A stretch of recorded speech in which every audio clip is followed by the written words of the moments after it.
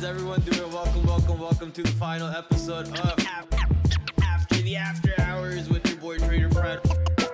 The final day of this week is tomorrow going to be a free fall Friday. Now get ready for tomorrow. Powell going on the microphone. Powell going on the microphone again. Get ready for tomorrow. So I do have a watch list ready, but if you guys are ready, hit that like and subscribe. Hit that like and subscribe. Thank you guys for all the love. Thank you guys for all the support. This is your boy TraderPrad. TraderPrad.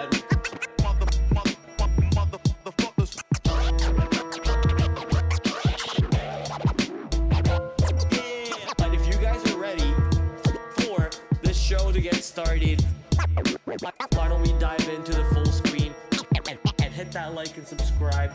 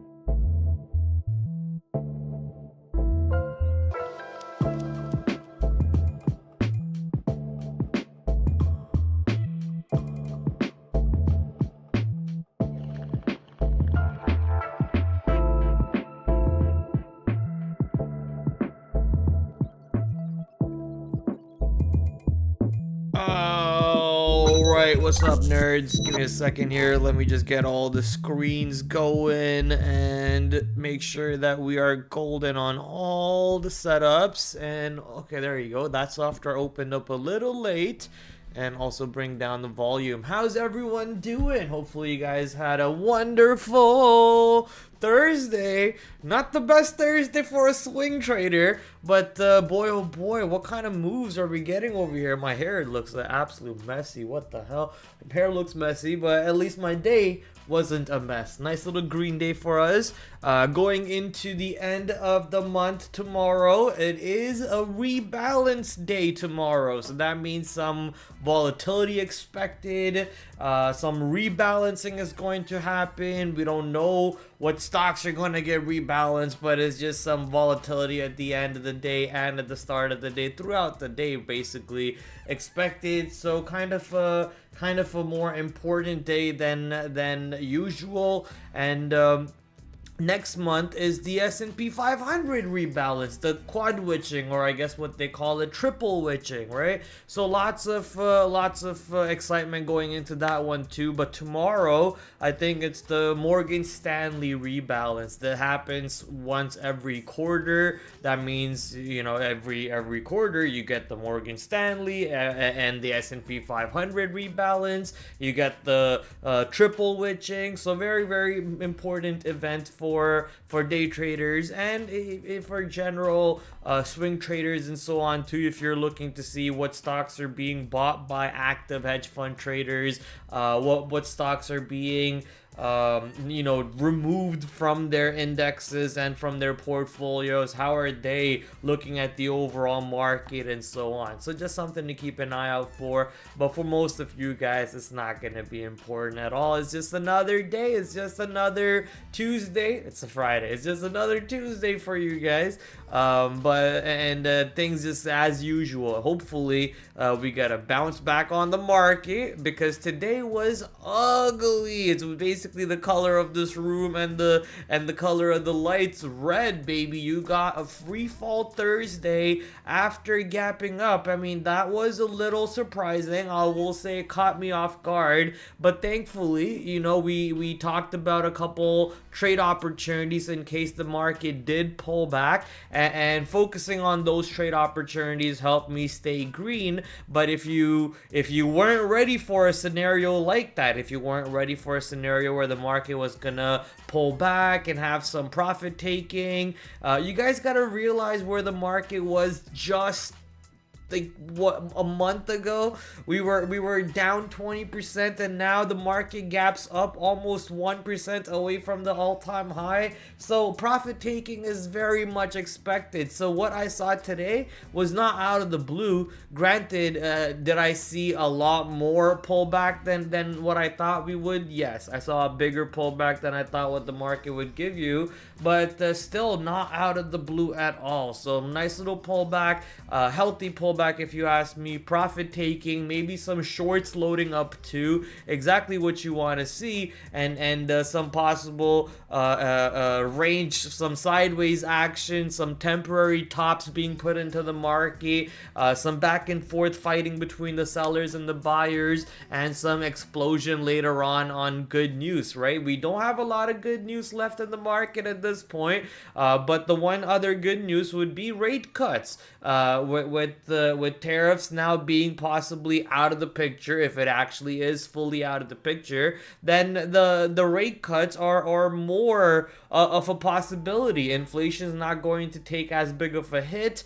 and tariffs are with tariffs out of the picture, rate cuts are more into a probable situation. So that's basically going to be the only other good news left for the market to play with. So right now, let the market cool off, let it go sideways, and then we can have more fun up. I'm basically saying this because I had to cut a lot of my positions today on my swing account for profits, some of them for break even, some of them for maybe even a loss, but thankfully I took profits on the run up, and then on the way down I'm not really having to worry about cutting these trades, but always willing to get back into some of the names and so on, right? So just watching how the market is moving around at the moment for the swing and for the day trade. That's what you guys are here for on the stream. Hopefully that's what you're here for. We're gonna talk about my trades on the day, talk about the earnings reports from tonight, and also all the hot movers that we might be wanting to keep an eye on for tomorrow. If you're watching me on the vertical stream,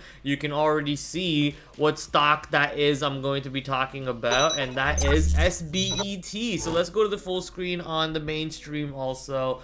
So here is SBET. Boy, oh boy, what an insane move.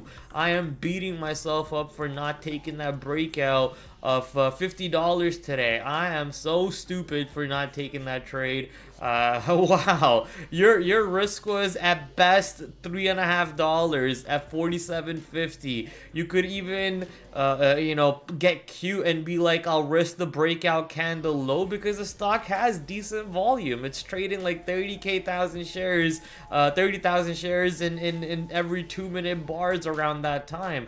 Also consolidating really well into the high day. So you could have taken, you know, minimum size, given it $1 risk, didn't even have to give it a full $3.50 risk that you, what I originally thought you had to give this name. And what a monster move up here that I missed out on. I mean, look at this. This was the previous high of day, 47.50.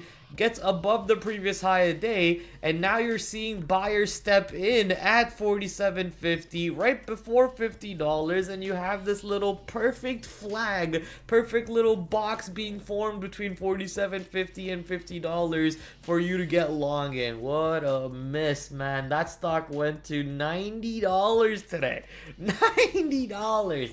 Ah, such a regret, but whatever. Let me show you the trades I actually pulled off on the day. Best Buy, nice little short on Best Buy with the market pulling back today. You know, figured look for stocks that are already weak on the day and help yourself by looking for short on them. There were some really good shorts on Nvidia and CoreWeave today, but given my skill level, my current skill level, and my comfortability with Nvidia, especially on earnings day, all I know is I lose on Nvidia when it's earnings day. So I tried to stay away from that name and focused on a stock that was already weak, was also an earnings report, and was weak before the market was weak because of its earnings report. In the case of Nvidia, it wasn't weak because the earnings report was weak. It was weak because the market was weak, right? At least that's my I thinking behind it, or rationality behind it,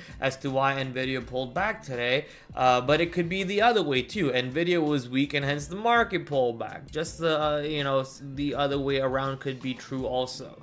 However, this stock reported negative earnings report. I think was down year over year on comparable sales growth. Enough for me. Off the open, you got a sell off, even better. It tried to push back to the north side. You can see right over here around $67. There was a little bit of a back and forth. You can even draw a trend line right around here, and you can see when that trend line breaks, especially right here too. Honestly, if you were quick enough at that little failed high of that little range break, and the seller kind of steps right back in after some stops getting triggered, that's where you really want to be looking for the entry, because you're so much closer to the stop. But you know, I pretty much had one of the second best entries, if you ask me.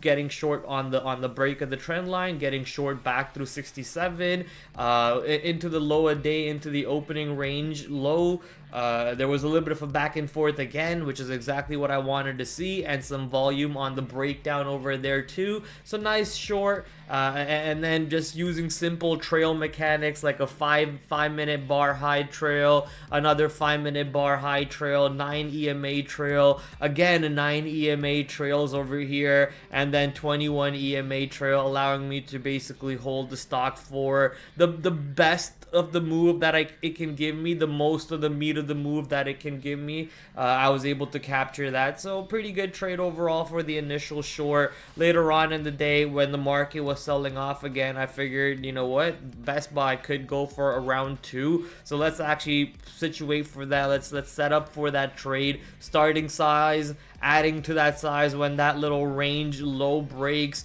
and then adding again once this little range over here low breaks too. Looking for that bigger move. Sadly, didn't play out as I wanted to. Could have potentially taken some profits a little bit quicker, but I figured, you know, I want to see how it plays out. It actually went all the way back above my average price, and then once it came back below, I saw there was just way too much buying. The market also bottomed out at that point, and the market was going back up too. So at that point, I figured, you know what, if they're gonna give me at least some profits on my overall trade over here, I'll take some profits, even if it's like 10 cents. So I just took my 10 cents per share, walked away on Best Buy. Still think that this could have been good had the market not bounced back overall, but glad that the market bounced back overall for my swing account. Woo, thank you Jesus.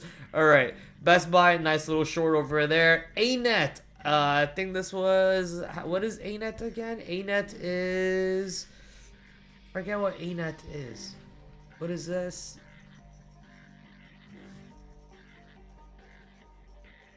Is this Cloudflare?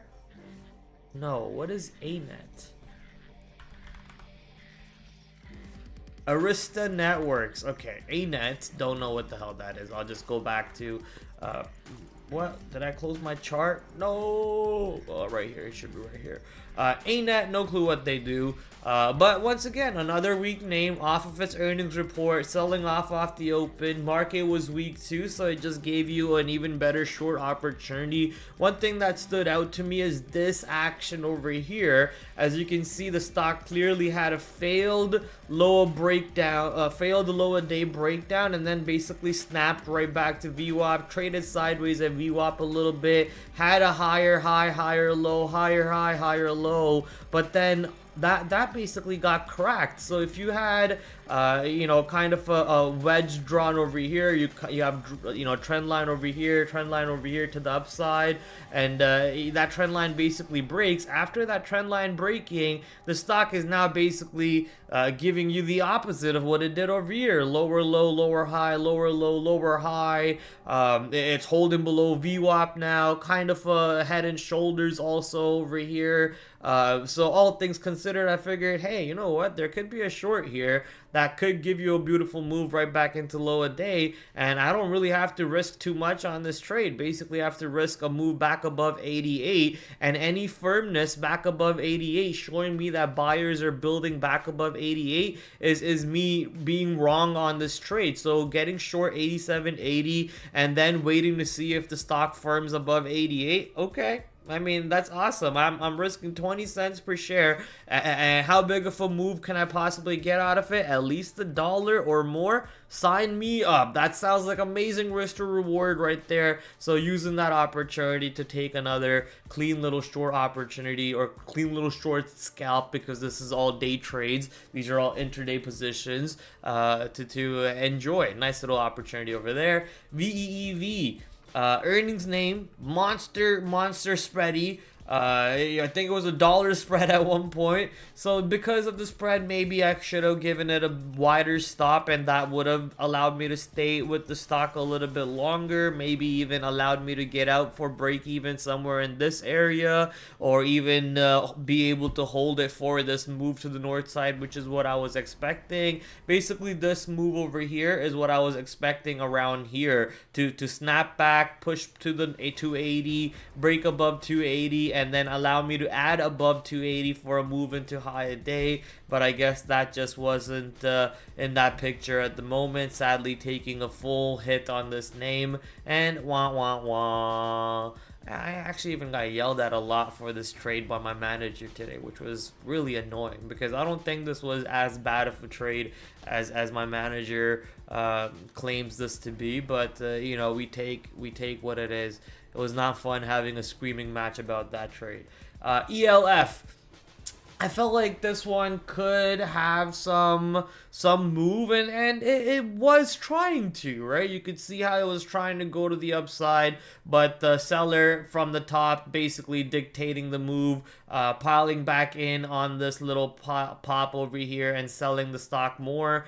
Sadly, you know, I could have, there was an opportunity where I could have gotten out for break even. Basically, this little move back was more than enough to say, yeah, you could even cut the trade a little bit lower, take maybe 50 cents of a hit, or $1 of a hit, instead of taking that whole $2.50 of a hit that I did, because all of that move right there negates the whole theory that I was looking for, right? If you're trying to visualize or imagine the chart, what the chart or the stock needs to do for this trade to work out, you know, it basically needs to build a higher low, higher high, higher low, higher high. But when it basically goes back below VWAP and goes back into these area, it's almost negating the whole theory, the whole idea for me to look for that trade. So I could have taken a smaller hit and walked away from it. This trade over here, I'm not really as upset with it, because you know,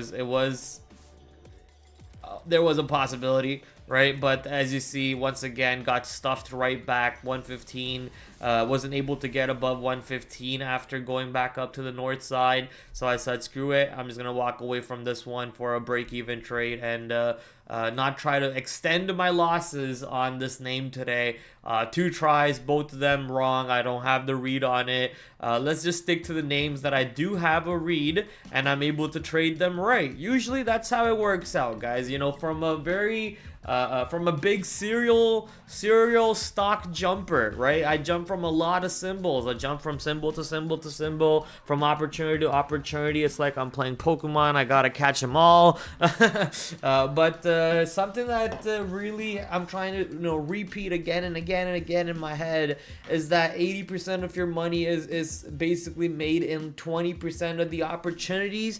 So keeping that in mind, you know, just focus on your best trades on the day. If there was a stock that you were doing really good on, the chances are it's gonna give you another opportunity later on. So just wait patiently for that. Go play a video game, go watch a movie, go do something else. You don't have to be in another trade just because this trade is looking like it's going to come to an end and you don't know if it's going to give you another opportunity, right? That's FOMO mentality. That's being scared that you're not going to make enough money because you didn't size enough on this trade for this opportunity. I'm talking about myself here. Hopefully you guys are, you know, picking up a couple psychological and actual trade anecdotes. Things like that are only going to hurt your P&L. Thankfully, my P&L was not hurt because most of the other trades that I'm not showing are all break-even flat trades. Like I said, I'll only be showing from going forward my 2 best trades and my 2 worst trades, and I'll always be honest with you. I had a green day, I had a red day. I'll keep it 100. So had a green day, but it was very, you know, volatile for me. It was back and forth, back and forth, back and forth. So it was not fun, but green, that's all that matters. All that matters is what you end with, okay? That's it. Man, SBET. This one hurts. SBET hurts. What even is the news with that stock? God damn it. Anyways, let's start to it. The watch list for tonight. Let's show you guys what's on store. Quickly, let me read the chat. I know a lot of you guys are actually on the mobile chat right now. Dieter, Barky, you might be watching, and TH and John Vaughn. TH, Dieter, and John Vaughn are also on the normal stream. So Barky, you might be on the mobile stream. You know, if that's where you want to be, nothing wrong with it. But if you are interested to get the full screen experience, head over to the full stream instead, and that applies to anyone on the mobile stream. Okay, just letting you guys know. What the heck? All right.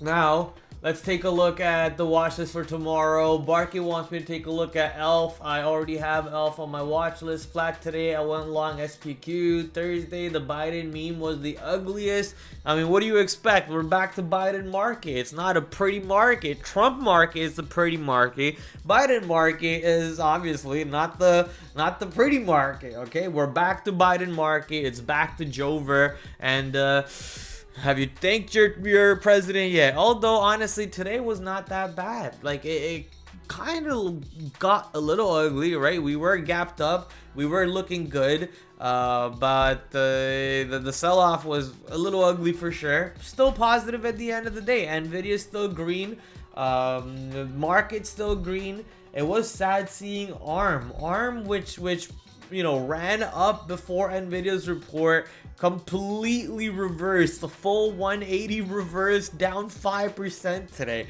which was sad. It was insane. CoreWeave had a pretty bad day. So lots of stocks to talk about. Let's just head over to the watch list, and hopefully I'm not wasting too much time today, as I always do. Always wasting too much time talking about stories and so on. All right, Costco. Costco reporting earnings after hours. Let's quickly read the report from Benzinga. If you're interested in this awesome tool, check out the link in the description if you're watching me on YouTube. But if you're watching me on Twitch, also on Twitch, I guess, we'll link in the description. If you're watching me on Twitter, all the links for my affiliate sponsors will be in my bio. So head over to my bio for the Linktree page. And make sure you check them out. Actually, I could even put them in my chats over here for you guys to click it. So click on the Linktree page over there. Head over to the Linktree page and check out all of the affiliate sponsors. You get discounts for them. Benzinga, you get 10% off. We're going to use Benzinga right now to talk about the earnings reports. Costco reporting... where is it? Comparable stores up 5.7, not bad. Reporting, where is it? 63.2 billion, beating 63.19 billion, barely. 4.28, beating estimates of 4.13, not bad. Net sales up 8% year over year. Comparable stores up 5.7 year over year. US up 6.6. Canada up 3% almost. Other international up 3.2. Membership fees in at 1.24, up from 1.12. Not bad. Costco raised the prices of annual membership by $5. And this is how they stay away from raising the prices of the hot dog. Costco said it operates 905 warehouses, including 624 in the U.S., with 13.84 billion in cash and equivalents. Costco executives will further discuss the quarter on the conference call at 5 p.m. At the time of the report, though, looks like the stock did eventually go to the downside. Still no damn what is it? What am I looking for? Stock split on Costco. Come on, guys. Like, what's your goal over here? You don't want day traders to touch you at all? Let us touch you a little bit. Come on, let us touch you a little bit. Costco does not want to be touched by day traders, and it wants to stay in the $1,000 prices. Not fun. Not fun. These are like supposed to be sparkling water, almost like bubbly, but I don't know, they have a little bit more flavor than bubbly. It's called Saps. You know what, actually I'm not gonna tell you what it's called. If you want to sponsor me and my addiction to carbonated drinks, feel free to message me on my email. All right, Costco, pretty decent earnings report, you know, showing growth, but not being accepted by the market over here. Looks like initial pop in the after hours, but then that pop got sold off. I wouldn't be surprised if this pop went right back up. I mean, this is Costco, guys.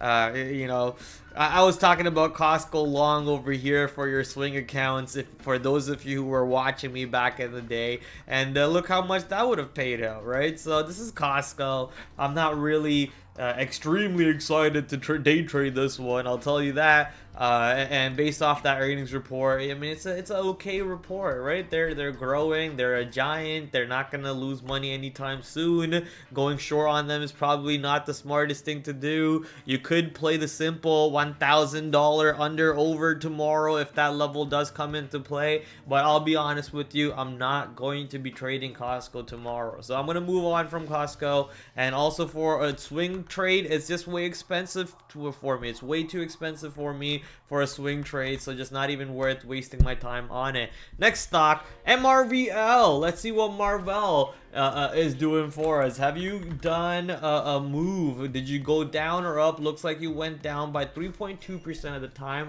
of the report. Where is the report for us using Benzinga? Okay, here we go. 62 cents versus 61. Quarterly coming in at 1.9 versus 1.8. Did I see Michael Burry? I did see Michael Burry.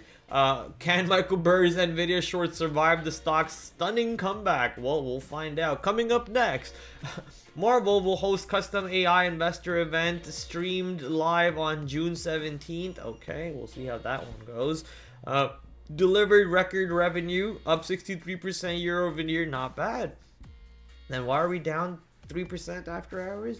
The momentum is being fueled by strong AI in the data center and end market, where our revenue is benefiting from rapid scaling of our custom silicon programs and robust shipment of our electro-optics products. Murphy, thank you, Murphy.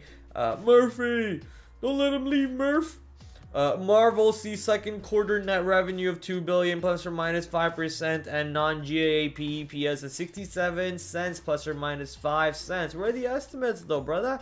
I need to see the estimates. Sadly, no estimates being provided. According to Benzinga, Marvel's technology was down 3.17% at the time of the report. Nothing really stands out to me as negative. I mean, they grew almost equivalent to Nvidia's percentage on revenue. Would like to see what the estimates were. Oh, there we go. Is that estimates? I guess it is. Second quarter, 16 cents to 26 cents. Estimates 27 cents. So that's a miss right there. And revenue coming in at 1.9 to 2 versus estimates of basically 2 billion. So lower end, quite a bit lower. Upper end, a little bit higher. I guess it's basically, you know, halfway. The lower end and the higher end, it's basically in the middle of the estimates. So not that big of a miss on the revenue side. But on the EPS, I guess guess the low end is far lower than the estimates, and the high end of the range is actually still below the estimates, so not really being appreciated by the market, I guess, because of those reasons. Marvell, also one of the weaker semiconductor names. You know, most of the semiconductor names that are basically bullish are now either around the 200-day moving average or above it. For example, Nvidia, AVGO, this one opposite direction, right? That's your 200-day moving average at the purple line. If I can just move that one really quick, because you can see the purple one right there, and clearly below it, and now with the earnings report still below it, right? So looking to sell off. Even with the 63% growth, they're just not going to. Thought about fading the Knicks. I had to go with Spicy P. Had to fade you. All right, talking about sports bets over there. Okay, so Marvell looks like even the 63% growth is not being appreciated. So if on pops we do get an opportunity to sell the stock tomorrow, I'll be looking out for that. I think it holds above 60. I mean, the report wasn't that bad, right? Report wasn't that bad. So if it does hold 59.60, I could see a long playing out there, but not holding that area would actually open up a lot more room to the downside. So that's basically last week's low. So 59 would be a very important level tomorrow. It's either something like this or it's something like this, right? I'm not really seeing this playing out too much because of the 63% growth on the stock. I'm seeing more of this playing out, but that's basically the level where I want to make the read. Hopefully that level comes into play. If it doesn't, then you know what? We don't have to make a trade. We don't have to do a trade at all. So watching how this area sets up for tomorrow on MRVL. Actually, I'll give it an orange importance, not even a purple importance. It might get upgraded to purple tomorrow based on how close to 60, how close to 59 it's trading. Next stock, DELL, Dell Technologies, another big name to keep an eye out for in the semiconductor, well, maybe not semiconductor, but the computing cloud AI space, because they provide, I believe, quite a bit of infrastructure for the AI, for the cloud computing and the server racks and so on. And they also make my monitor, Alienware monitor, which I love so much. 240 hertz Alienware monitor, NVIDIA G-Sync 25-inch. Okay, I'll stop nerding out. I'll stop. Dell Technologies report, where is it? 23.38 versus 23.14, 1.55 versus 1.69. So missing estimates on EPS, beating revenue, however. Total revenue of 5% year over year. Solutions Group revenue totaled to 10.3 billion in the first quarter, up 12% over year. Client Solutions Group revenue grew 5%. Cash flow from obligations and so on, 2.8. Cash flow from operations, 2.8. Dell said it returned 2.4 to the shareholders. Ended with 7.7 in cash. First quarter record server and network revenue of 6.3 billion, and we're expecting unprecedented demand for our AI optimized servers. So we went higher, huh? Oh, not by much though, only up by like 2% in the after hours. Okay, let's continue reading. So expecting more growth because of the AI optimized servers. We generate 12.1 billion in AI orders this quarter alone, surpassing the entirety of shipments in all year of full year 2025. That's insane. And leaving us with a $14.4 billion in backlog. Dell expects second quarter revenue to be between 28.5 to 29.5 billion, and expects EPS to be 2.25 per share. Dell expects 2026. Everything is 2.2. My brain is so messed up right now. Expects 2026 revenue to be 101 billion to 105 billion, and EPS to be 9.40. I mean, Dell prints money to be making $9.40 per share. That is monstrous. Okay, let's go take a look at the stock chart now. Woo! Okay, hit him with the Ric Flair woo on Dell over here, because that is a pretty dang good move if you ask me. And that is even also beautiful setup on the daily chart here. So sadly it pulled back, but that is good enough for me to get long tomorrow. If Dell gets back in the pre-market and shows strength above here based off of that earnings report alone, I'm not sure why TradingView says they're, oh yeah, well they did miss on EPS, right? So I guess that's why TradingView says that they are red. But a very bullish report if you ask me, and I'm actually going to quickly go take a look at a couple other resources. Shout out to my good friends at Traders Insight. Get 15% off using code PRAD15. Almost got you guys 25% off, but no, 15% off by using code PRAD15. Here's a quick little AI summary. We almost read all of that.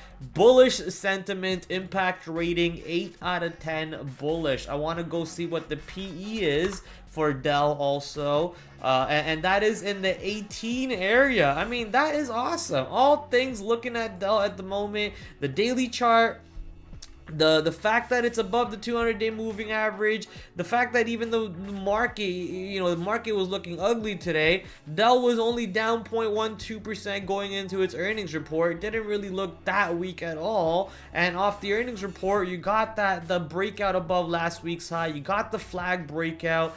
One thing that is a turnoff, if this is a valid move to the upside, then why did we sell right back down? Why are we right back into this area and having to test buyers down here instead of having to test buyers at 118? That is a negative thing. That's not a positive thing, right? So we'll be having to see how that plays out. This could be market sentiment. That could be something to do with the conference call. So in pre-market, I really need to see the stock above last week's high.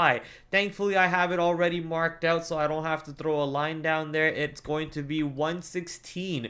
If it's not showing me strength above 116, it's going to be very hard for me to look long on this name for a day trade. And on top of that, more important account, my swing trade, because that's what I got excited for. I got excited for the stock for the swing trade, getting back above the 200-day, having a nice little bull flag above it, and off the earnings report, looks like it's getting ready to have that juice momentum back up north. PE is cheap. The growth is looking good. All things looking smacking good, finger licking good. So let's see if Dell can be that golden goose for me for my next swing trade. If it's holding above 116, I'm watching this one a hundo P. Okay, next stock, Zscaler. Let's go take a look at how Zscaler reported earnings today. ZS. 678 million versus 666. Whoa, okay. Why did you put an 86 over there? You could have just made it a 66666, right?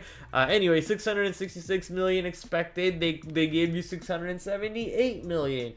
Don't see the EPS, sadly. Total revenue up 23% year over year. Deferred revenue increased 26% year over year. Calculated billing grew 25%. All things are looking good so far. The proliferation of AI in all aspects of business is increasing. Okay. Guidance, fourth quarter revenue to be in the range of 705 to 707 versus 707. So basically a little bit short of the estimates, but looks like the market didn't really care too much about that. Let's continue reading the guidance. Expects full year 2025 to now be 2.659 to 2.661 versus 2.65. So basically in line. 3.18 to 3.19 versus 3.07, and that is basically in line / above. You can say above because it is a little bit higher than estimates. So at the time of the report, it looks like the stock did go up by 5 to 6% or so. And ooh, is Zscaler? I almost got a little excited there. I thought Zscaler is at all-time high, but no, it is at a pretty good double top. On a monthly chart, you could even call this a cup and handle. Now you basically need the handle, but the handle potentially, being that's basically this little move over here on the intraday on the earnings move. Also a little similar to to Dell, I guess. I shouldn't say that. Dell actually pulled back a lot more than Zscaler did. So this is kind of what you wanted to see Dell do, and sadly it didn't. So that's why I was having my doubts with Dell, and would love to see Dell get above 116 and look strong above 116. Maybe you even wait for Dell to find buyers above 117, which means it's looking strong above 116. Right, that makes sense. So just an idea. Zscaler, watching this one, earnings report looks decent, 20% growth overall, not bad. Their guidance is looking good also. So if we are holding above some of these important levels, I just threw in that monthly a double top where the stock is clearly above. So as long as we stay above that monthly double top, I guess it's basically 260, 259, 50, 260. That's going to be your inflection level. As long as the stock is above 260, no short, just don't even think about it. But if it is under 260, then there is a potential short opportunity over there. Zscaler should also be well above its 200-day moving average, so potentially a little bit a little hard to look long on this name. It's also 17-18% away from the 50-day moving average. Given the current market environment, this could easily snap back. So looking for this as a swing trade is going to be hard. If you are looking for this as a swing trade, I guess, just make sure that it's holding above 260. If it's not holding above 260, just take your loss and walk away from it, right? That's going to be your indicator for this trade as a swing trade, is 260 getting defended. And that's basically the same indicator for me for a day trade on this one, because of how extended it is from its 50-day moving average. I feel like this is just way too much of a straight one-shot move, but you know what, it did have a good enough of a back and forth here for that next possible leg. So if this earnings report is what takes it to that next leg, I don't think it is. It's not like an EP or anything, but if it is, then this should defend 260. So that's a pretty simple logic over there. I think all of us can agree on that one. Ulta Beauty, expensive price, spready name, low volume, so chances are I'm not going to be trading it, but it did pop up. I do remember seeing that before going live, and probably one of the more bullish moves in the after hours so far, actually holding above its earnings VWAP and staying strong. So one of the more bullish moves. This could actually be good for ELF in a way, which was one of the strongest names today. ELF reclaimed the 200-day moving average. Yesterday I was being extremely bearish because of its slope to the downside, and if you actually turn on one of the indicators right here, you can see that dot basically means that ELF is a little overextended, and usually when that dot shows up on the chart, you get a little bit of a pullback on stocks. Okay, so that's an indicator that somebody created that I just started using yesterday. It's not 100% thing that happens, but it usually is a good enough of an indicator to stop you from pushing long. So if that dot shows up, it's basically telling you don't start a new long here. If you're already long somewhere, this is your trigger to potentially trim your position and take profits, but don't start a new trade. Let the EMA catch up. This is basically tracking how far the stock is from the 50-day moving average, and that means let the stock catch up, or let the moving average catch up, and at this point you can see how the dots are no longer existed. This is basically showing you that, hey, it was extended, but this price got accepted as the new equilibrium, and then we made that gap up, and then again same thing, price got overextended sideways, forming that new equilibrium, and then a little bit of a short squeeze, or whatever you want to call it. Okay, so a little bit of a idea as to maybe save you from punching longs on a name that might be a little overextended at the moment. The stock is also just now getting above the 200-day moving average, so give it some time if you're looking to trade ELF on the swing trade. But given how Ulta just moved right now in the after hours, I could see ELF giving you a long right off of today's low, or trading around today's VWAP or the earnings VWAP and so on. So watching ELF for sure, watching Alta too, but Alta is just way, it's too spready of a name for how low volume it trades also. So just not the most exciting name to keep an eye on. American Eagle Outfitters, AEO. Oh my god. AEO getting smoked. What a weak name. Oh lordy lord. AEO basically, right back into $9. Not almost, but pretty much almost going back there. I guess it's pretty simple right now, right? 1050 over under. I don't even need to look at the earnings report on this one. If the stock is above 1050, no shorts. If it's below 1050, get ready to short the shit out of the stock, okay? NTAP. Ooh, a little bit of a move to the downside on this one too. Let's go zoom out. Wow, I feel like I don't remember trading this stock that much, but I have a lot of indicators. NTAP green report, but still selling off to the downside below its 200-day moving average. So not the best thing. And right now going into its last month's low and looking weak around this. So might have to actually read the report for NTAP as to why the stock is moving the way it is. So let's quickly scan through this report.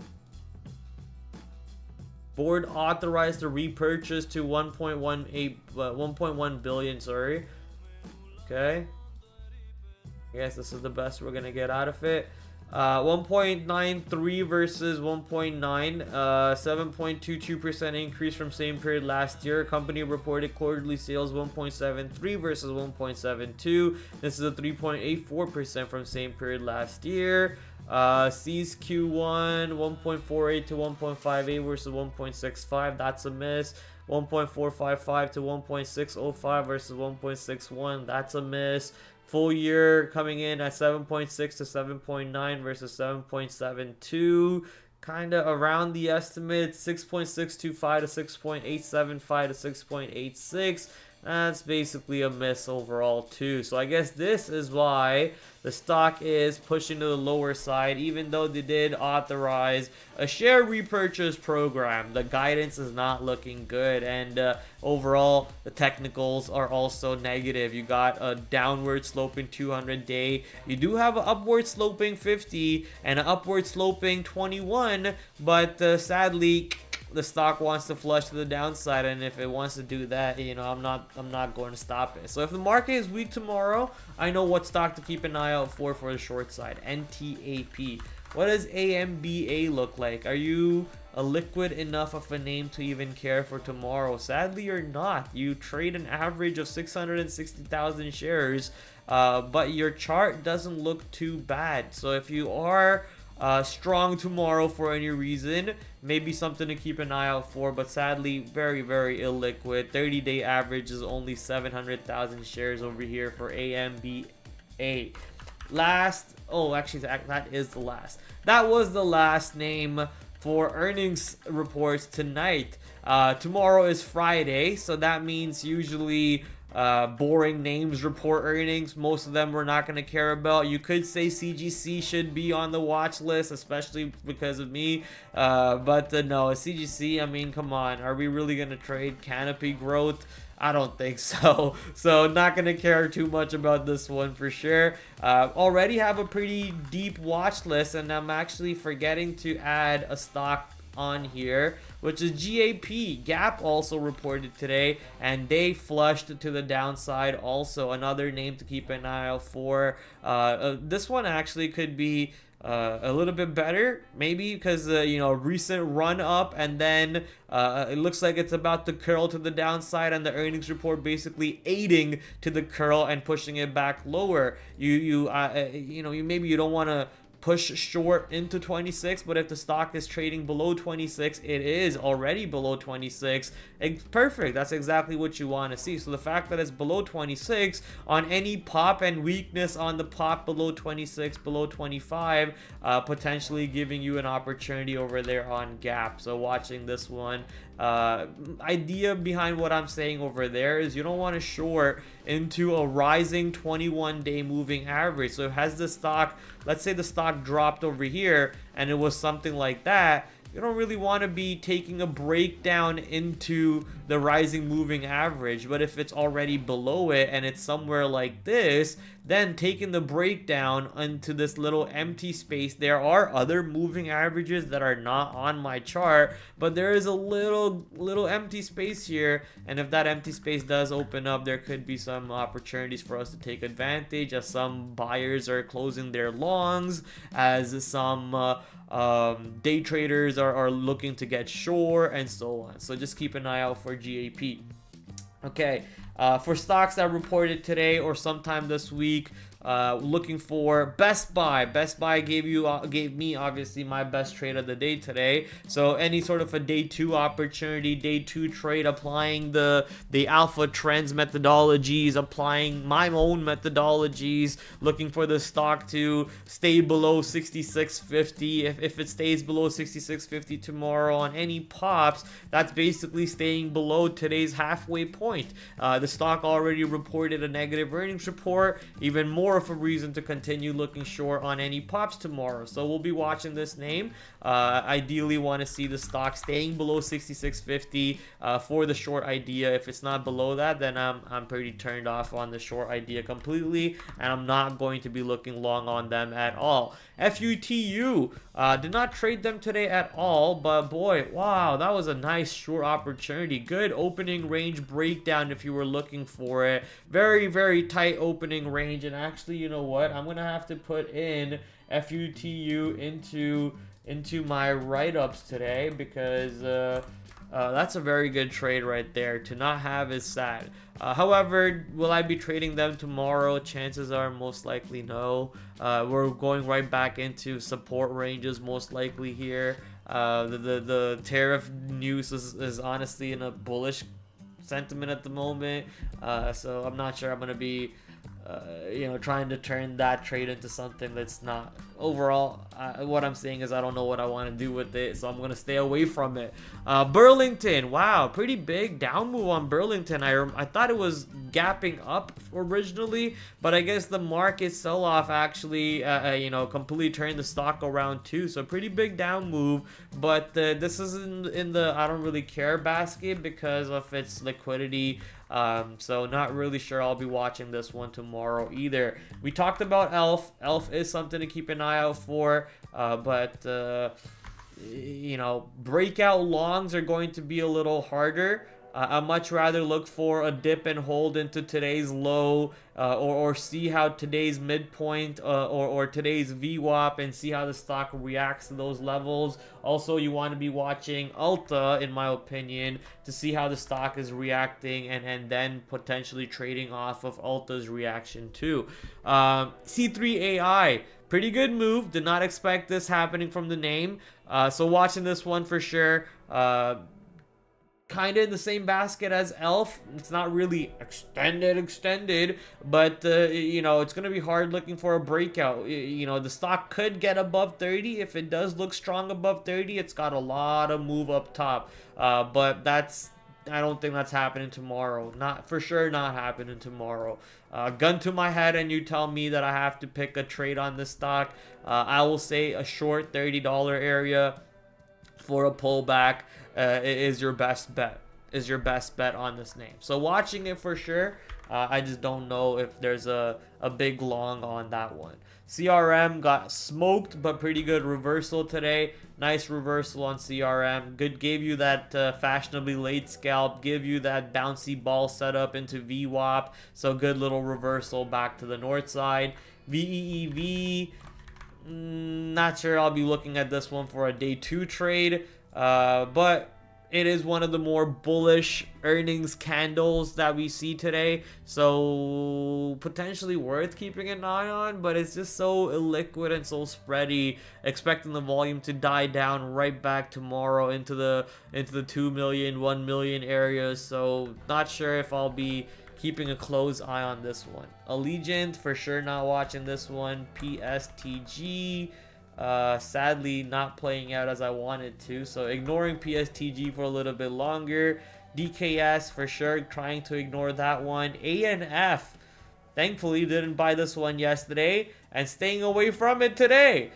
Did not look strong above 88, so you know, kept myself away from possible losses on ANF. Very simple logic. Was it strong above 88? No. Am I going to go long? No. So simple rules like that save you money.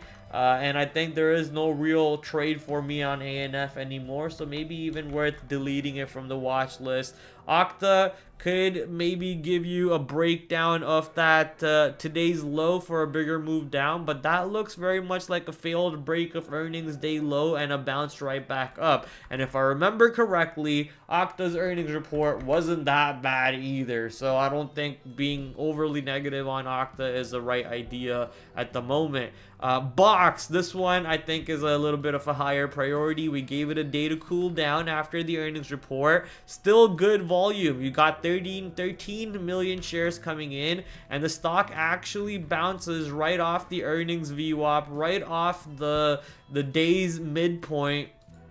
Right, the day's midpoint 36.25, right off of the earnings VWAP, which is also right around 36.25, and giving you that beautiful double bottom long to capitalize on. Even though the market was weak, the stock didn't really sell off, so any opportunity tomorrow or next week to look for a bigger move up top over here will be interesting for sure on BOX. I don't think it sets up tomorrow, but doesn't hurt to have it on a watch list, right? Pinduoduo, if it gets below 97, now that's gonna open up some room into 88, and if it breaks 88, boy oh boy, are we going to have some fun on this name. So watching Pinduoduo under 97 tomorrow. It will not be on SSR, so that will be even better. But sadly, I think I can predict what it's gonna do. It's gonna pop up in the pre-market, trade around 100, and then pull back into 97. Basically, what it's been doing for the last 2 days, and be boring as hell. But if it does get below 97, let's have some fun with that one. Nvidia pulled back, sad pullback on Nvidia, yeah, but still up 3% on the day, okay? So nothing really too negative over here. It is sad that it pulled back, but still decent move if you ask me. Up 3% off the earnings report, a little bit of a profit taking, and gearing up for the next leg higher. So watching Nvidia without a doubt for some sort of a day 2 opportunity.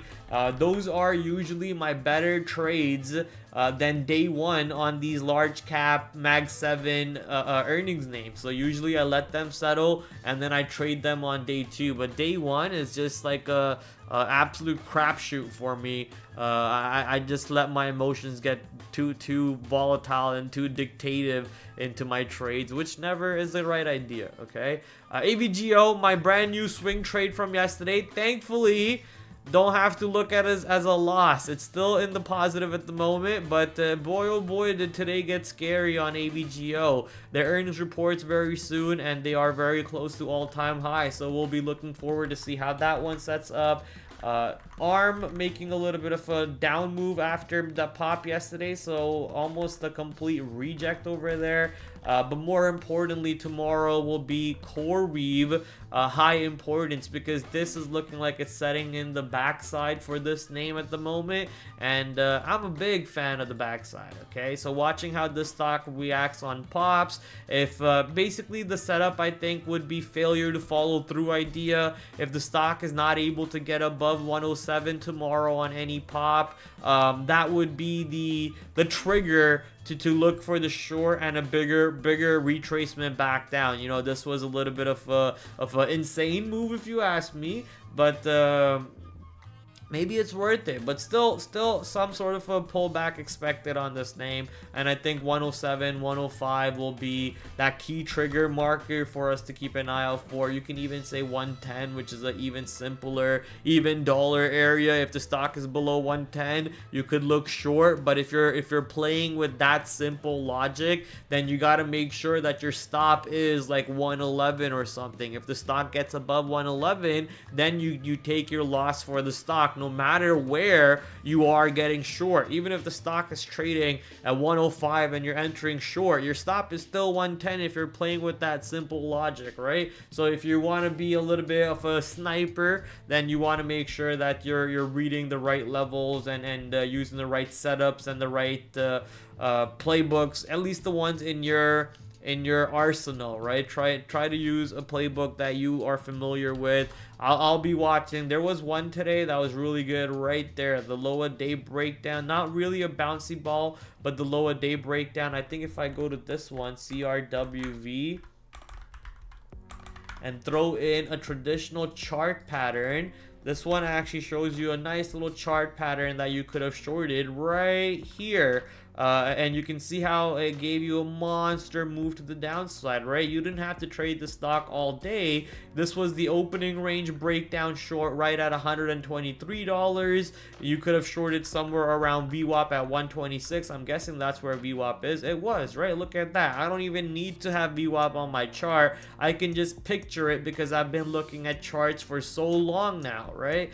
So VWAP right here, you could have picked up the short at VWAP, added on the lower day opening range breakdown, taking some profits. VWAP's probably here at this point, another VWAP continuation, and then you got the bearish pennant, the bearish triangle breakdown coming into play, a beautiful breakdown, and right into the expected target. It actually hits that target that the stock was expecting it to go into. So what more do you want from that point? You know, just trading basic patterns, just trading basic patterns. Shout out to CoreWeave. So watching CoreWeave tomorrow to see if we can find another basic pattern to abuse tomorrow. Along with CoreWeave, we have SBET, an insane name, going crazy at the moment. So watching SBET for some sort of sell-off opportunity below 70, I guess. We'll see how that one plays out. There could be more squeezing on this one too. This could end up being the next RGC, which is now at $800. So yeah, anyways, SBET high importance for sure tomorrow, along with a bunch of the other names that we just talked about. Without a doubt, always watching the large cap sector, Apple, Google, Tesla, Microsoft, and all the other large cap names. Always watching them, so don't feel like I'm gonna be talking too much about them. Even watching the Robin Hoods and so on out there, watching how Robin Hood sets up for adding into my swing term. Watching, oh, Robinhood actually selling off today.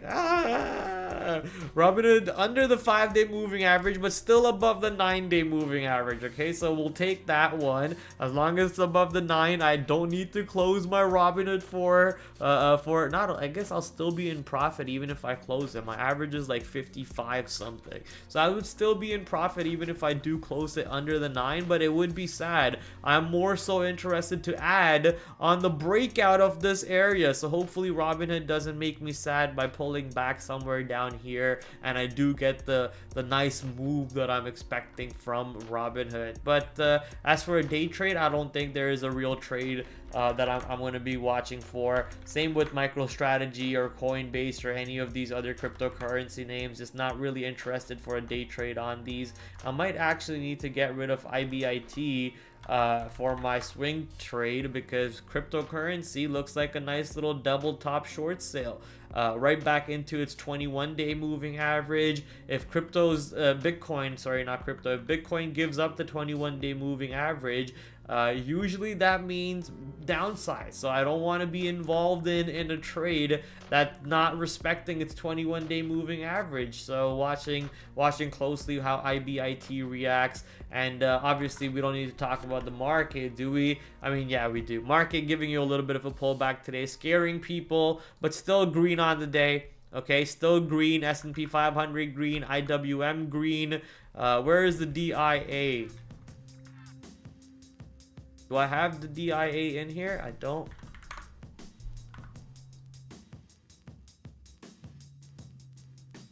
You guys are gonna have to bear with me while I drag this all the way up top. Okay. The DIA up 0.25, IWM up 0.3. Most of the ETFs that I usually track are also green on the day, with XBI up at 2% on the day. What is XBI? Biotech up 2%. Okay, what is that? HIMS? Lilly?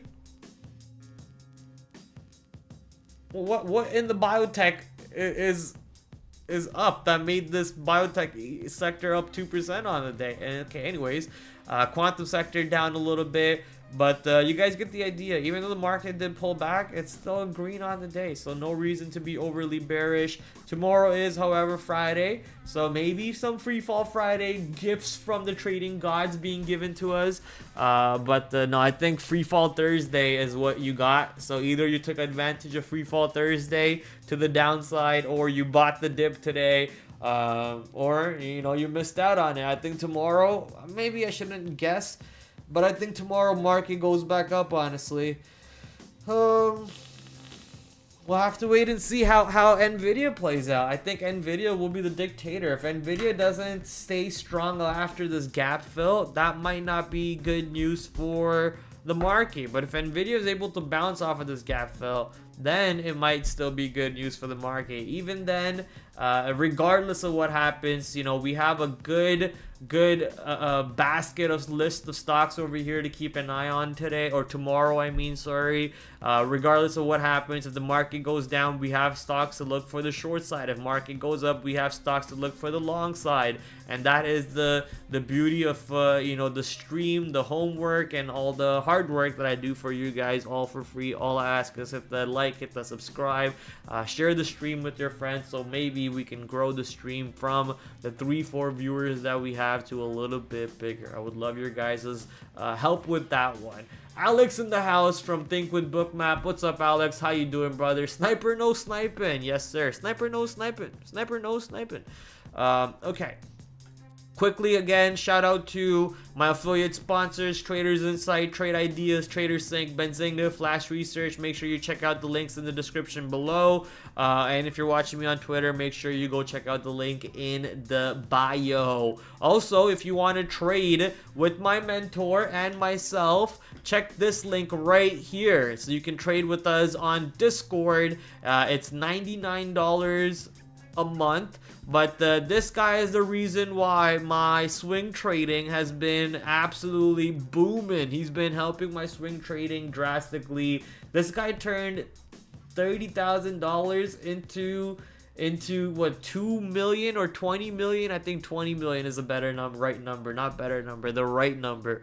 I think it was 30,000 into 2 million, 20 million, sorry, let me correct myself again, in like 5 years from COVID till now. So monster trader, has been really mentoring me, has been monumental in my shift from a day trader's mindset into a swing trader mindset. So I would love for you guys to join us and trade with us over here. You know, I do need to give a disclaimer. This is not my Discord, okay? This is not my Discord. So don't come at me saying, Prad, you're charging money for Discord. No, it's not my Discord. I just sit in the Discord. He's the one who's calling out everything. I'm just in the chat listening to him and cracking jokes in the chat. I'm just inviting you guys to come trade with me and him and a bunch of other people. I think there's like 100 people in the Discord at the moment who are trading with us, and they're all making killer gains. So if you guys are interested, check out the Discord link over here, also in the link tree, and just above it you have my socials. On that note, ladies and gentlemen, I will catch you guys tomorrow. No, I will not. I will catch you guys Monday. Have a great week, and good luck on the market. Slam the market tomorrow, up, down, side, whatever side it goes to, whatever direction it goes to. Stay disciplined and slam the market. It's time to roll in the outro. Have a great weekend. I'll catch you guys next time. Peace. Hit the like.